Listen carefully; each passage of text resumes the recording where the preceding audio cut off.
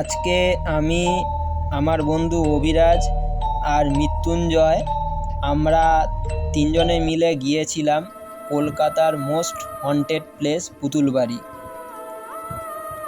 এটি মূলত 1800 থেকে 1900 দশকের বাড়ি, আর এই বাড়িটিকে ঘিরে রয়েছে রহস্যময় ও অলৌকিক কাহিনী। এখানে মানুষের মুখে নানা রকম ঘটনা শোনা যায় এই বিশালবহুল বাড়িটির নামে। তাই এই বাড়িটির নিচের তলার ঘরে মানুষ থাকলেও রাতের বেলা কেউ ওপরের ঘরগুলিতে যায় না। বাড়িটির ভিতরে ভিডিও করার পারমিশন আমাদের দেয়নি, তাই যতটুকু পেরেছি তোমাদেরকে বাইরে থেকে দেখানোর চেষ্টা করেছি। ভিডিওটি ভালো লাগলে লাইক, কমেন্ট এবং চ্যানেলটিকে সাবস্ক্রাইব করে দেবে।